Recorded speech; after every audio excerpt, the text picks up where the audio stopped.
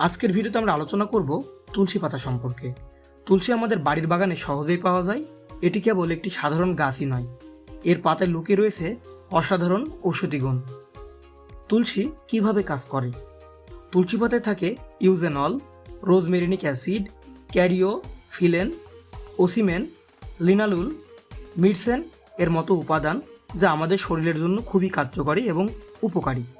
এছাড়াও তুলসীতে প্রচুর পটাশিয়াম, ক্যালসিয়াম, ম্যাগনেসিয়াম, ফসফরাস, লৌহ, manganese, zinc, vitamin A, C, K এবং বি কমপ্লেক্স থাকে। স্বাগতম সবাইকে অনুবীক্ষণ 360 চ্যানেলে। ঠান্ডা, সর্দি, কাশি এবং জ্বর দূর করে। তুলসীতে থাকা অ্যান্টিঅক্সিডেন্ট রোগ প্রতিরোধের ক্ষমতা বৃদ্ধি করে এবং ঠান্ডা, সর্দি, কাশি এবং জ্বরের বিরুদ্ধে লড়াই করতে সাহায্য করে। শ্বাসকষ্ট কমায়। তুলসী শ্বাসযন্ত্রের সংক্রমণ, অ্যাজমা, ব্রঙ্কাইটিসের উপশম করে। পেটের সমস্যা সমাধান করে। তুলসী হজম শক্তি উন্নয়ন করে।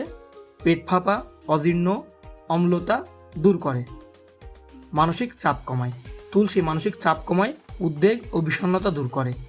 তুলসীতে থাকা অ্যান্টিব্যাকটেরিয়াল ও অ্যান্টিফাঙ্গাল গুণ ত্বকের সংক্রমণ দূর করে এবং ত্বকের উজ্জ্বলতা বৃদ্ধি করে। তুলসী দাঁত ও মাড়ির সংক্রমণ দূর করে এবং মুখের গন্ধ দূর করে। তুলসী রক্তের শর্করা মাত্রা নিয়ন্ত্রণে রাখতে সাহায্য করে, অর্থাৎ তুলসী ডায়াবেটিস নিয়ন্ত্রণে ভূমিকা রাখে। তুলসী ক্যান্সারের কোষের বৃদ্ধি রোধ করতে সাহায্য করে। তুলসী কিভাবে ব্যবহার করবেন? তুলসী চা। তুলসী পাতা ধুয়ে পানিতে ফুটিয়ে তুলসী চা তৈরি করে নিন। দিনে 2 থেকে 3 বার পান করা যায়। তুলসী পাতা বেটে রস বের করে মধুর সাথে মিশিয়ে দিনে 1 থেকে 2 বার খাওয়া যায়। বাজারে তুলসীর ক্যাপসুল পাওয়া যায়, যা নির্দেশ অনুযায়ী সেবন করা যায়। তুলসী পাতা কি সবার জন্য নিরাপদ? সাধারণত তুলসী পাতা বেশিরভাগ মানুষের জন্য নিরাপদ, তবে কিছু ব্যতিক্রম আছে যাদের জন্য তুলসী পাতা সতর্কতার সাথে ব্যবহার করা উচিত। গর্ভবতী ও স্তন্যদানকারী মায়েরা। গর্ভবতী স্তন্যদানকারী মায়েদের তুলসী পাতা সেবনের পূর্বে চিকিৎসকের পরামর্শ নেওয়া উচিত, কারণ কিছু গবেষণায় দেখা গেছে যে তুলসী পাতা গর্ভপাত বা অকাল প্রসবের ঝুঁকি বাড়াতে পারে। যাদের রক্তপাতের সমস্যা রয়েছে, তুলসী পাতা রক্ত পাতলা করার ওষুধের সাথে প্রতিক্রিয়া দেখাতে পারে। যাদের রক্তপাতের সমস্যা রয়েছে তাদের তুলসী পাতা সতর্কতার সাথে ব্যবহার করা উচিত। যাদের অস্ত্রোপচার হয়েছে, অস্ত্রোপচারের পর তুলসী পাতা সেবন করা উচিত নয়, কারণ এটি রক্তপাতের ঝুঁকি বাড়াতে পারে। ডায়াবেটিস রোগী। তুলসী পাতা রক্তের শর্করার মাত্রা কমাতে সাহায্য করে। যারা ডায়াবেটিসের ওষুধ সেবন করেন তাদের তুলসী পাতা সেবনের পূর্বে চিকিৎসকের সাথে পরামর্শ নেওয়া উচিত, কারণ এটি রক্তের শর্করার মাত্রা অনেক কমিয়ে ফেলতে পারে।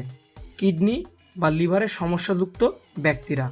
কিডনি বা লিভারের সমস্যাযুক্ত ব্যক্তিদের তুলসী পাতা সেবনের পূর্বে চিকিৎসকের সাথে পরামর্শ করা উচিত। শিশুদের জন্য তুলসী পাতা। 1 বছরের কম বয়সী শিশুদের জন্য তুলসী পাতা দেওয়া উচিত নয়। 1 থেকে 5 বছর বয়সী শিশুদের জন্য তুলসী পাতা সীমিত পরিমাণে দেওয়া যেতে পারে, তবে তাদের তত্ত্বাবধানে রাখা উচিত। 5 বছরের বেশি বয়সী শিশুরা প্রাপ্তবয়স্কদের মতো তুলসী পাতা ব্যবহার করতে পারে। কিছু লোকের তুলসী পাতার প্রতি অ্যালার্জি থাকতে পারে।